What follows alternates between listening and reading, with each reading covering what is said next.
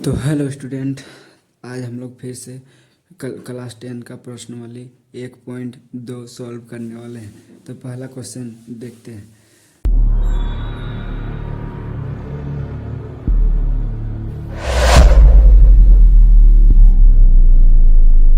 निम्नलिखित संख्याओं का अभाज्य गुणनखंड अभाज्य गुणनखंडों के गुणनफलों के रूप में व्यक्त कीजिए। अभाज्य गुणनखंड क्या होता है? देखिए, पहला क्वेश्चन है 140 140 को एलसीएम जैसा बनाते हैं वैसे एलसीएम जैसा सेम टू सेम करना है। 2 से दीजिए 7 दूना 14, 7 दूना 14 0, 2 से 3 दूना 6 1 गया 10, 5 दूना 10, फिर 5 से दीजिए 7 5 35, फिर 7 से दिए 7 का 7, कितने बचा 2 गुना 3 गुना 5 गुना 7 गुना 1। अतः अभाज्य गुणनखंड, अतः 140 का अभाज्य गुणनखंड 2, देखिए 2 कई गो 1 2, तो 2 का स्क्वायर दे दिए 2 गुना 5 एगो फिर गुना 7। बस ऐसे ही अभाज्य गुणनखंड लिखना। अब क्वेश्चन नंबर 2 देखते हैं। 156, 2 से दिए 7 दूना 14, 1 गया यहाँ 16 हो गया, 8 दूना 16, फिर 2 से दिए 3 दूना 6, यहाँ से 1 गया 18 हो गया, 9 दूना 18, फिर 3 से दिए 3 3 एका 3 3 तिया 9, फिर 13 हुआ 13 एका 13, फिर देखिए कितना कितना 2 गुना 2 गुना 3 गुना 13 गुना 1, 2 कई बार है 2 बार, तो यही से लिखना है अब।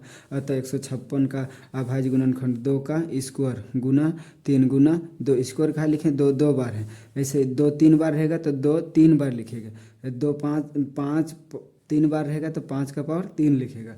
अब क्वेश्चन नंबर 3 देखें।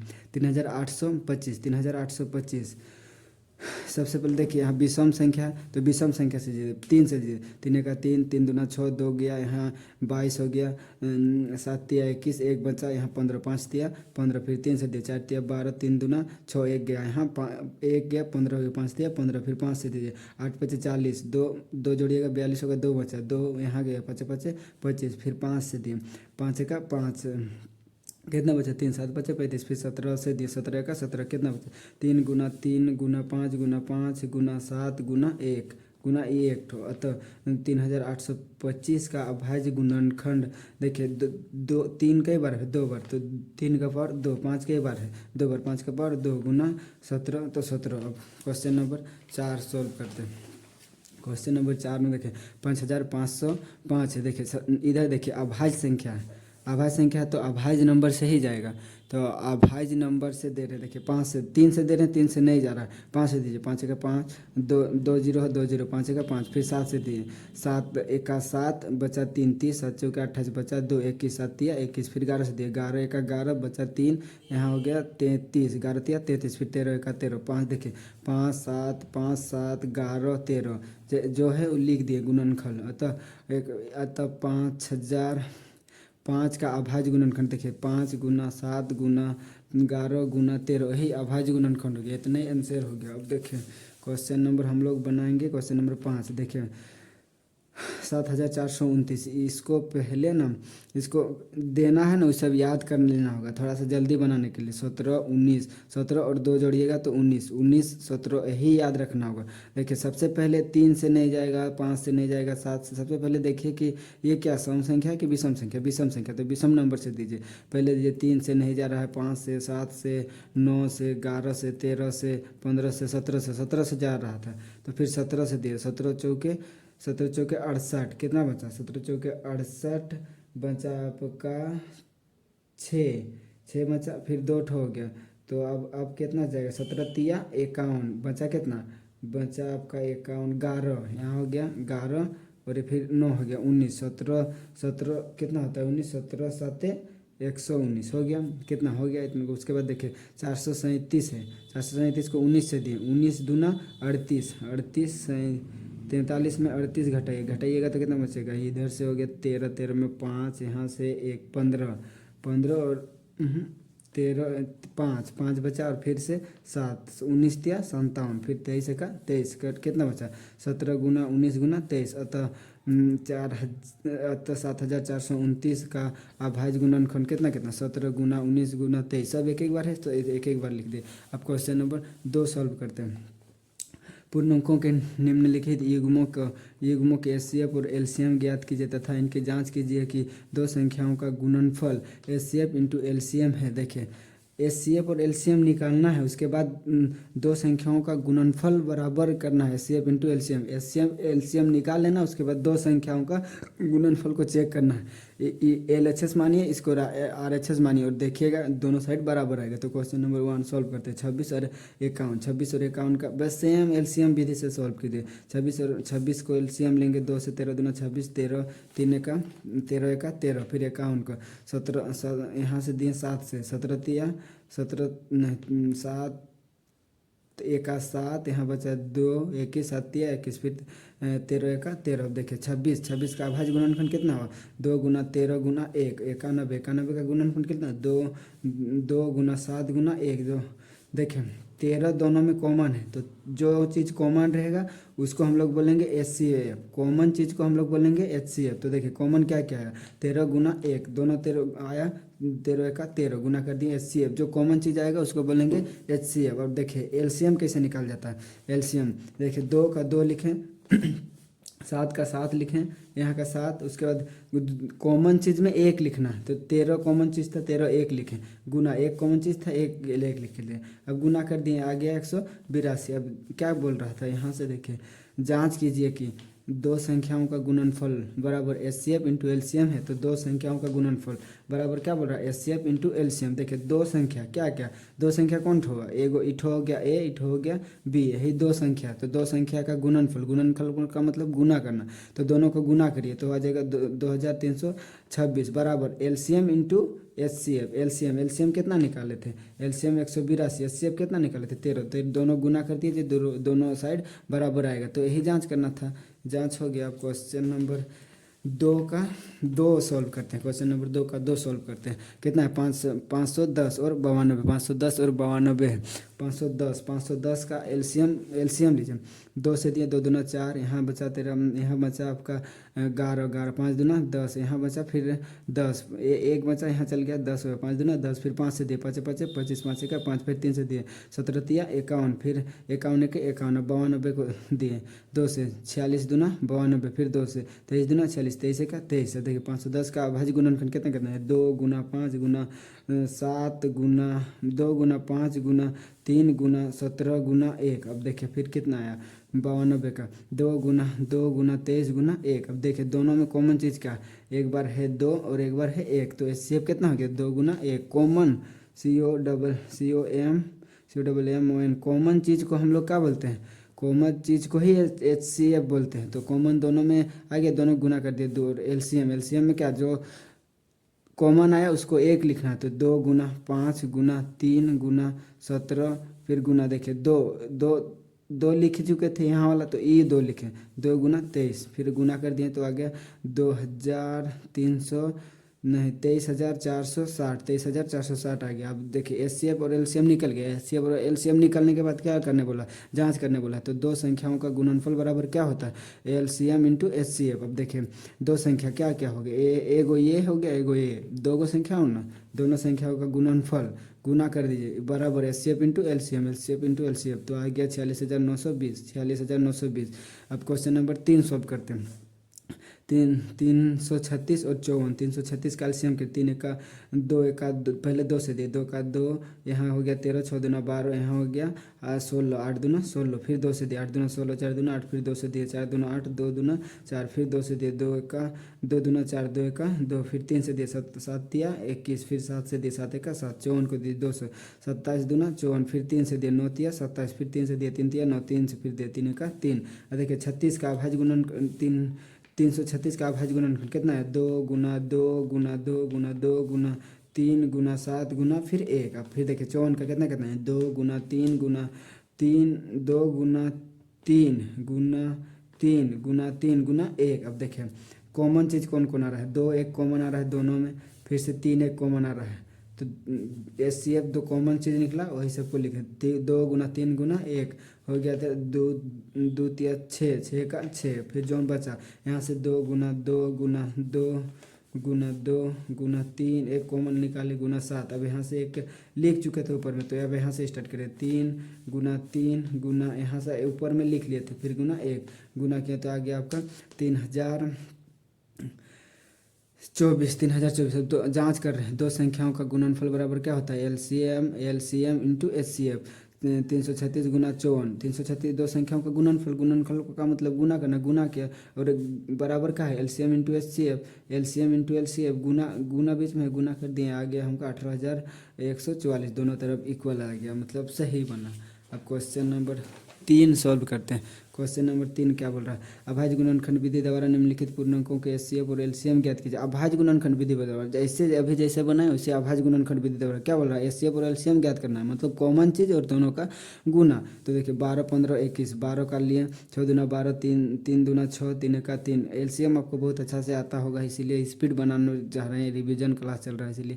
15 15 को दिए 3 से, 5 दिया 15, 5 का 5। अब 21 को दिए 3 से, 7 दिया 21, 7 का 7। देखिए 12 का अभाज्य गुणनखंड क्या है, 2 गुना 2 गुना 3 गुना 1, फिर 15 का 2 गुना 5 गुना गुना 1, फिर कितना 21 का 2 गुना 3 गुना 7 गुना 1। अब देखिए कॉमन चीज़ आपका क्या क्या है, 3 सभी में कॉमन है, 3 कॉमन लिखे, एक तीनों में कॉमन है, फिर 1 कॉमन लिखे, 3 का 3। अब एलसीएम देखिए, कॉमन चीज़ को एचसीएफ बोलते हैं। आपका एलसीएम देखिए 2 गुना 3 लिख लिए, आपको नीचे वाला में किसी में नहीं लिखना है, गुना 5 गुना 7। अब गुना कर दिए तो आ गया 420। अब क्वेश्चन नंबर 2 को सॉल्व करते हैं। 17 23 और 29 है, 17 और 23 और 29 एक कहा लिखते हैं। अब क्वेश्चन नंबर 2 में पता चलेगा। देखिए 17 को दिए, 17 का कोई एलसीएम नहीं आता तो 17 का 17, 23 का भी नहीं आता तो 23 का 23, 29 का भी नहीं आता तो 29 का 29। 17 का एलसीएम कितना हो, 17 गुना 1, 23 का 23 गुना 1, 24 29 का 29 गुना 1।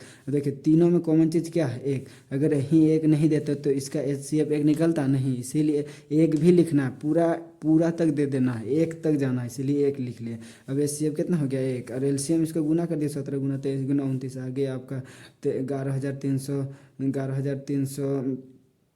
338, 11,339। अब क्वेश्चन नंबर 3 देखिए, 8 9 25, 8 को दिए 2 से 4 दूना 8, 4 दूना 8 हो गया, 2 दूना 4, 2 1 2, फिर 9 को 3 से दिए, 3 तिया 9, फिर 3 1 3, फिर 25 को 5 से दिए, 25 25 25, फिर 5 1 5, फिर कितना 8 का कितना करना हो, 2 गुना 3 गुना 2 गुना 1, फिर 9 को 3 गुना 1, फिर 5 को 5 गुना 5 गुना 1। देखिए तीनों में कॉमन चीज़ क्या है, एक, तो एक ले लें, एक कॉमन चीज़ तीनों में हो गया, तो एक हो गया आपका एचसीएफ कितना हुआ, 1। और एलसीएम गुना करिए, 2 गुना 2 गुना 2, फिर गुना 3 गुना 3 गुना 5 गुना 5, गुना कर दीजिए 1800 हो जाएगा। क्वेश्चन नंबर 4 सॉल्व करते हैं, यहीं पर लिखे हैं।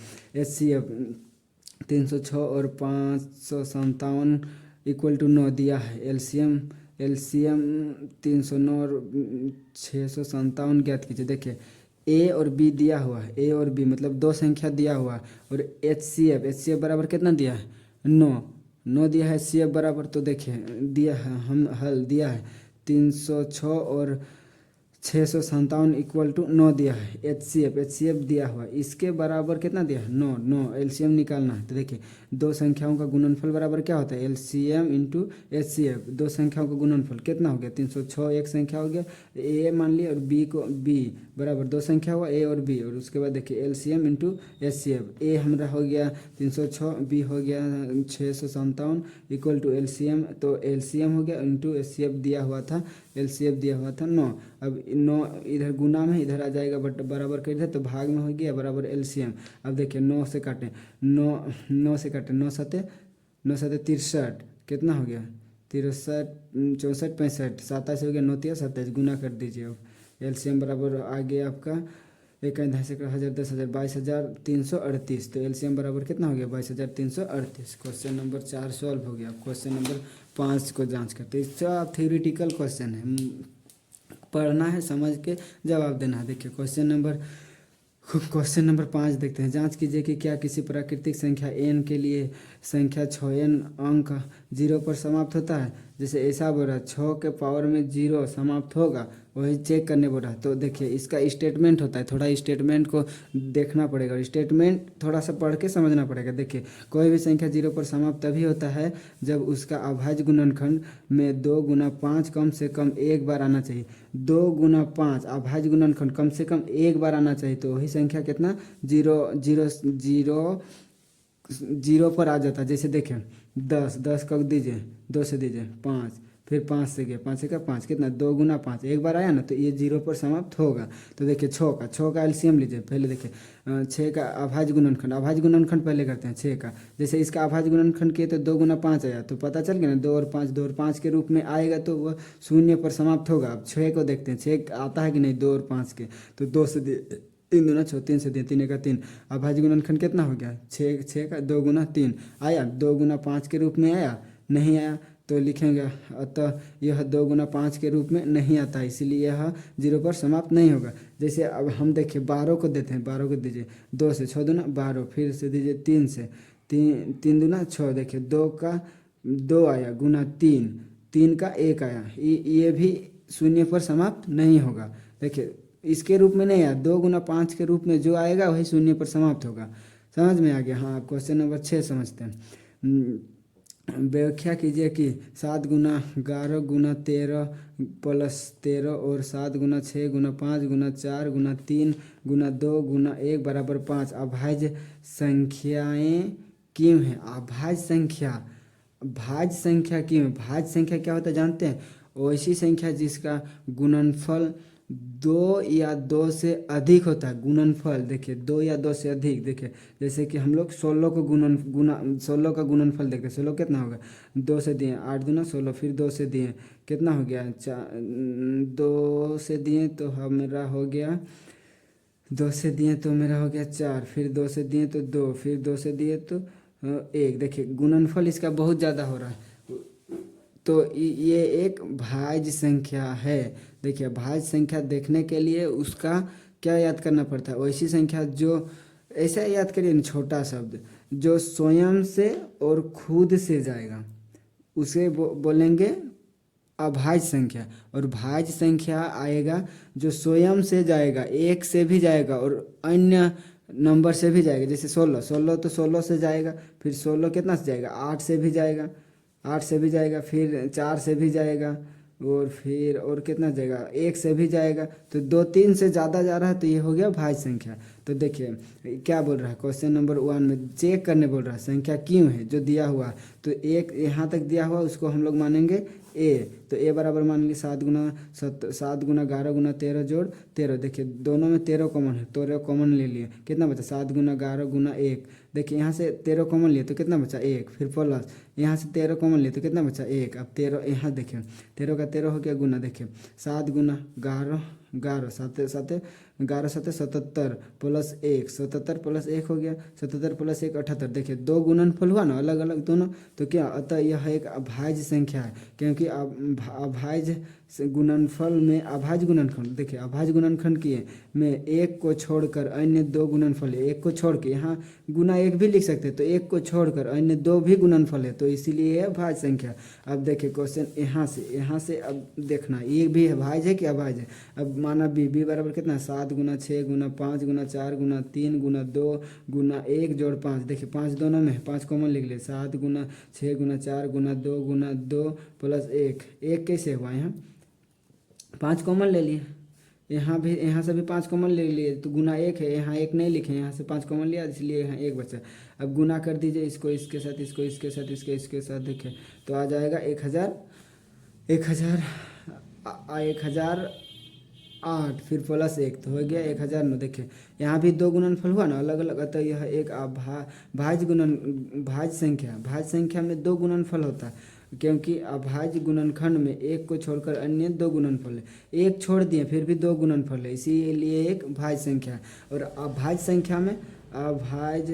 संख्या में सिर्फ 16 रहता, बस ऐसे रहता 16 गुना 1 रहता, तो 1 को छोड़ के एक ही संख्या रहा तो ये हो गया जाएगा अभाज्य संख्या।